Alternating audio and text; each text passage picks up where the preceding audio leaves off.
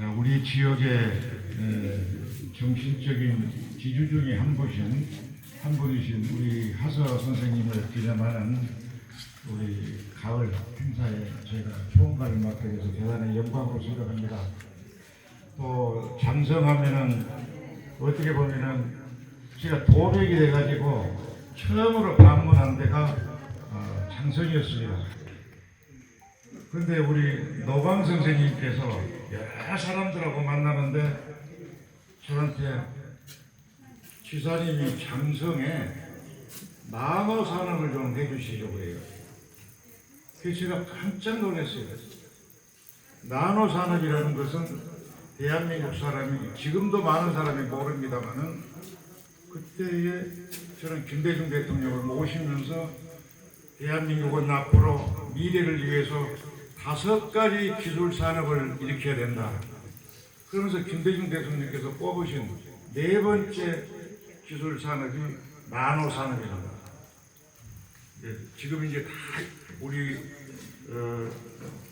똑같이 다 공유를 하게 됐지만은 IT, BT는 바이오입니다. 그 다음에가 이 나노예요.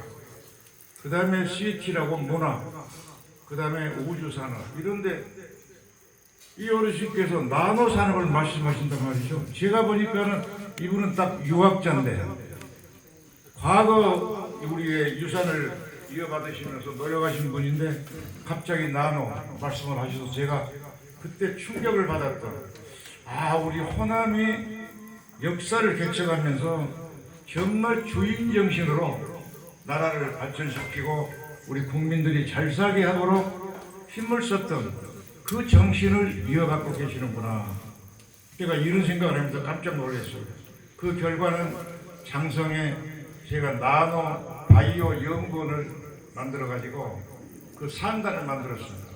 그럼 우리 박 선생님, 우리 노광 선생님의 큰 공이라고 생각하시고 여러분 박수 한번 치십시오. 저는 노광 선생님께서 나노를 어떻게 알렸는지는 모르겠어요. 아마도 여기 장성 출신의 박태영 전 도지사님께서 전남을 발전시키기 위해서 앞으로 미래산업을 해야 된다 이런 말씀을 하시지 않았나 싶고, 또 끊임없이 연구하시는 그런 자세가 저는 그런 나노 산업이 장성에 들어앉게 하는 그런 계기가 됐다고 봅니다. 그것을 제가 내려오면서 곰곰이 생각했어요. 왜 노광 선생님께서 바로 그 말씀을 저를 만나자마자 하셨을까?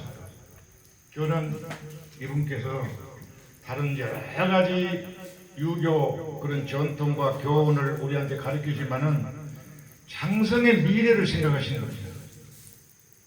미래를 생각하시는 분은 뭘 하세요? 장성의 주인이니까 그런 생각을 하시는 겁니다. 저는 여러분 모두께 또 저 스스로도 항상 묻습니다만은 저는 안창호 선생님께서 당신은 주인이니까 하는 말씀을 했던 것을 저는 대학 시절에 읽고 굉장히 감탄을 했습니다. 호텔에 불이 났습니다. 주인과 손님이 갈려지는 순간이죠. 호텔 손님들은 빨리 불을 피해서 다 떠납니다. 거기서 주인은 무엇을 합니까? 주인은 화재 진압을 해야 되고 피해가 없도록 해야 되고 나중에 남아서 끝까지 그 호텔을 재건하도록 노력을 합니다. 우리 민족은 엄청난 역사적인 시련을 겪고 오늘까지 존재하는 그런 민족입니다. 저는 조선 역사를 읽어보면은 왕조를 이뤘던 그 왕들이 정말 우리 민족의 주인으로서 역할을 했는가, 그러면서 저는 역사책을 읽어봤어요. 몇 사람 없습니다. 우리가 세종대왕을 얘기할 수가 있고, 아까 우리 김양수 전 군수님하고도 또 정교도 얘기를 했지만은 제가 다시 조선 역사를 자세히 읽어보니까 사도세자를 그렇게 죽여가지고 우리가 굉장히 나쁜 왕이라고 생각하는 영조 그래서 정말 국민을 위해서 하는 일들을 많이 하셨더라고요. 근데 조선 말기로 올수록 이 왕들은 전부 자기의 권력만을 위해서 나라 일을 하게 됐습니다. 제가 여기서 여러분들께 묻습니다. 고종, 그 다음에 이완용을 여러분들은 어떻게 생각하세요? 저는 역사를 읽으면서 고종을, 이완용은 다 욕을 합니다. 나라를 팔아먹었다고. 나라의 주인이 아니고 자기의 사리 사욕을 위해서 나라를 팔아먹는 거예요. 고종도 역사를 읽어보면요, 나라를 지키기 위해서 군대를 양성해야 된다. 그래서 돈을 얼마나 써야 된다. 거기에 대해서 한마디 반응을 하지 않습니다. 그러나 경복궁을 수비하는 그런 사람들을 더 많이 두도록 거기에는 돈을 써요. 그 결과는 일본에게 조선이 망치는 겁니다. 저는 이 두 분하고, 고종과 이완용하고, 우리가 또 역사 속에서 배웠던 안중근 의사, 윤봉길 의사 어떻게 생각하십니까? 이 두 분은 나라를 잃어버렸으니까 어떻게 하든지 나라를 찾아야 되겠다. 저는 대학교 때 윤봉길 의사가 2살, 3살, 4살 되는 애들을 집에다 놓고 독립운동을 하겠다고 집을 떠나면서 남긴 글이 있습니다. 저는 그것을 읽고 제가 마음속으로 도서관에서 엄청난 눈물을 흘렸어요. 그리고 한참 후에 안중근 의사의 어머니께서, 안중근 의사가 사형 선고를 받는데 그를 편지를 보냅니다. 간단히 요약하면은 절대 살기 위해서 비굴하게 하지 마라. 저는 그걸 듣고 그걸 읽으면서 우리 조선 지금 한민족의 어머니 민비와 이 안중근 의사의 어머니를 비교해 볼 때 누구를 주인이라고 하겠습니까? 저는 그렇게 우리 선조들이 남겨둔 이 두 분은, 안중근 의사, 윤봉길 의사는 30대에 다 생을 마감했습니다. 그러나 지금 우리 후손들이 볼 때에 아까 했던 고종과 이완용과 이 두 분하고 안중근 의사 그리고 윤봉길 의사, 누가 주인이라고 생각하세요? 누구를 더 우리는 기억을 하려고 합니까? 누구한테 물어봐도 이 사람들은 매국노다, 이 사람들은 정말 민족을 위해서 일을 한 겁니다, 이렇게 얘기를 할 거예요. 이완용이나 지금 고종의 후예들은 어디 가서 큰 소리 치고 얼굴을 들지 못하고 삽니다.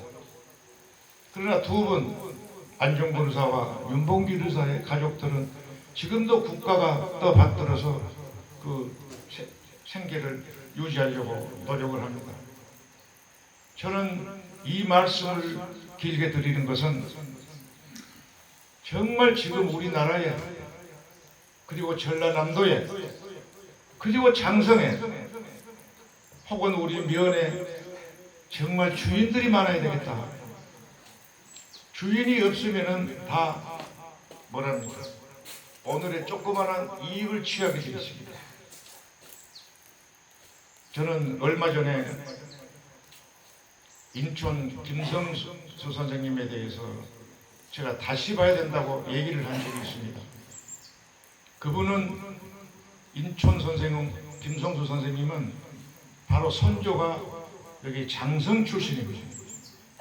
그런데 할아버지께서 고창에 있는 부잣집에 대릴사이라고 하죠. 대릴사이로 가서 고창에서 부를 유지하면서 살았어요. 이분이, 김성수 씨가 손자가 커가지고 보니까 이 나라가 이미 일본한테 먹힌 상태죠. 공부를 하러 갑니다. 우리 왕조들은 전부 세상이 어떻게 변하는가 관심을 안 둘 때 일본을 이미 근대화를 해야 되겠다. 이래가지고 서양의 많은 물들을 받아들여요. 그걸 보고 와서 김성주 선생은 제일 먼저 한 게 회사를 짓습니다. 회사를 만들어서 공장을 만들어서 우리나라가 근대화의 길을 가야 되겠다. 그러다가 얼마 있다가 또 뭘 하느냐, 동아일보를 만듭니다. 그때 언론은 누가 생각할 수가 없죠. 근데 왜 이분이 동아일보를 만들었을까?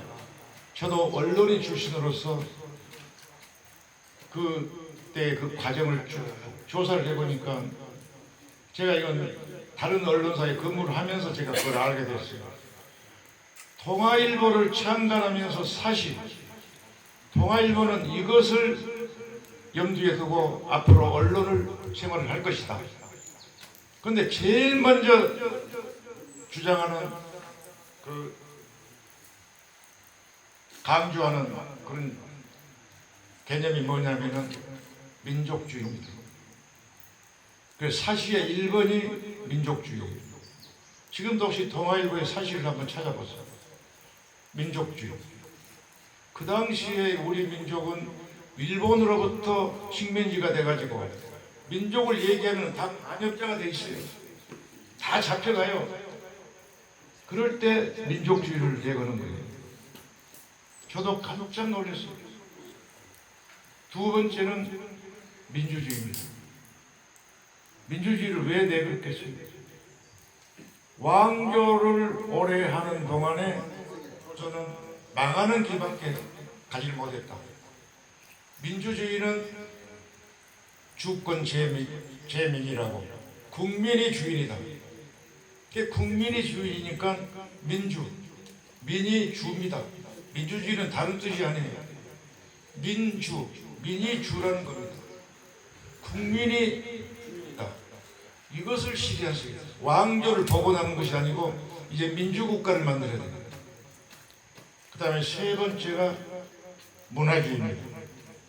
저는 이걸 그때 젊었을 때 읽어보고 야, 이분이 신문을 만들어서 그때는 신문이라는 게 국민을 계몽하는 거 이런 길을 가자 이렇게 생각하고 살아요. 지금도 신문에 저는 사설을 거의 매일 봅니다.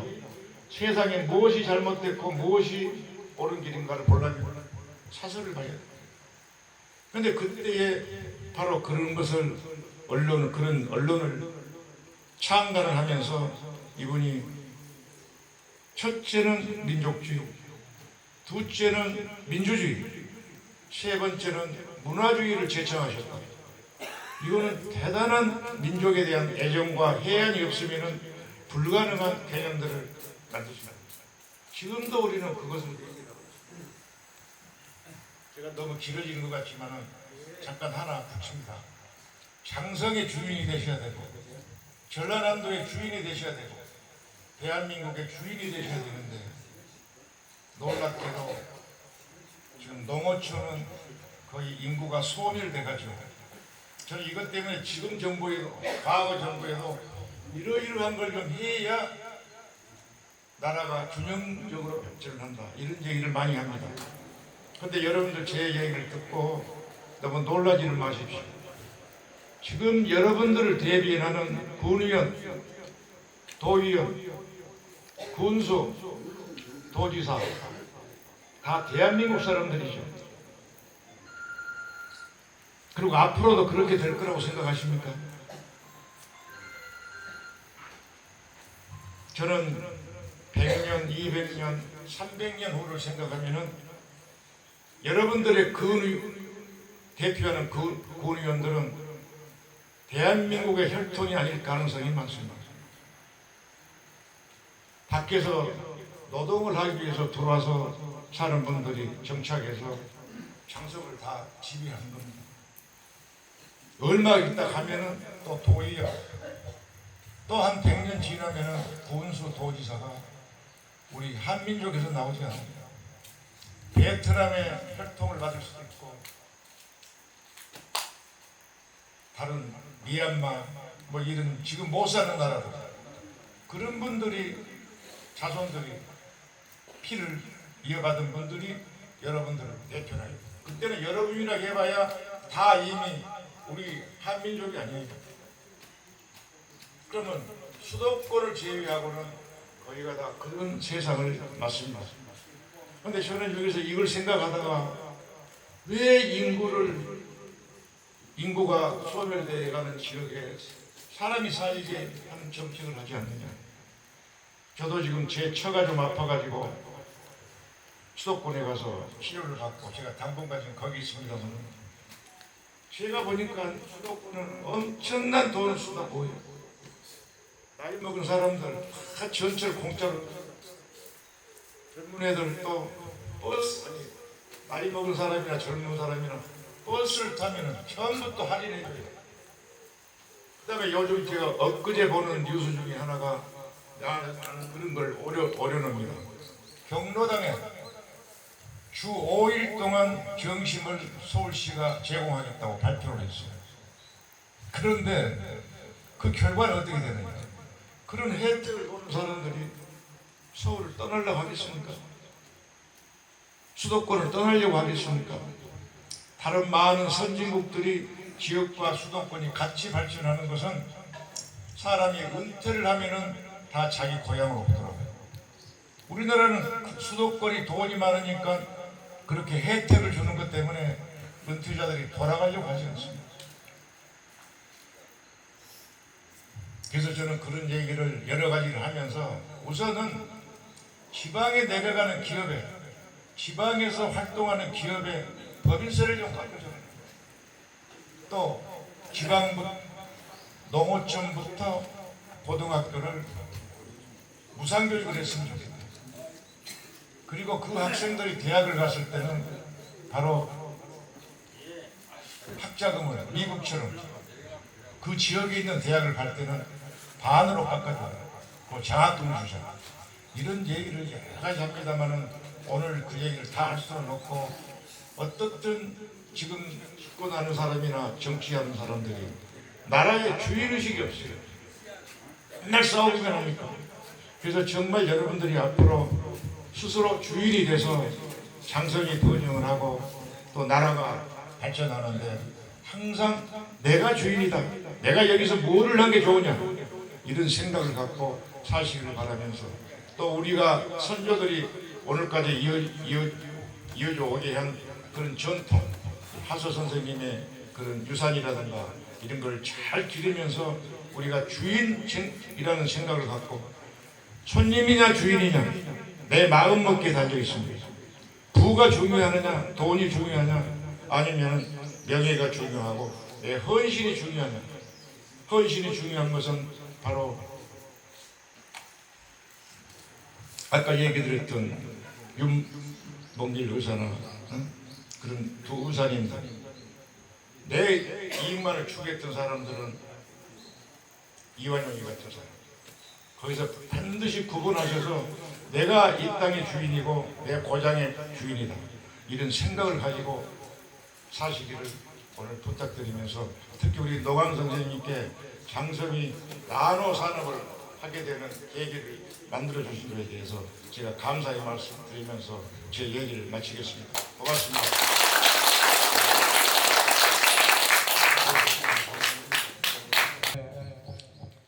우리 조헌관께서 원고의 지신이라고 하는 그 진리를 담아서 우리들에게 큰 교훈을 주셨습니다.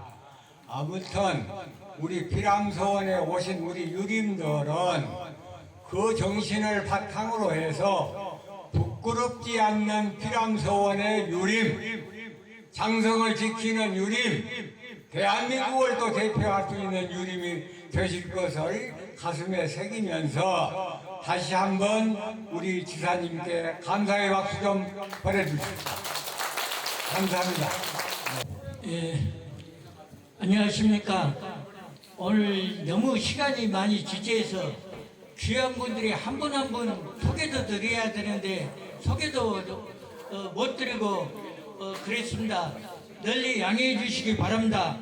오늘 날씨도 무덥고 비가 온데도 불구하고 2024년도 피람서원 취장계에 이렇게 많은 분들이 함께 해주셔서 진심으로 감사하다는 말씀을 드립니다.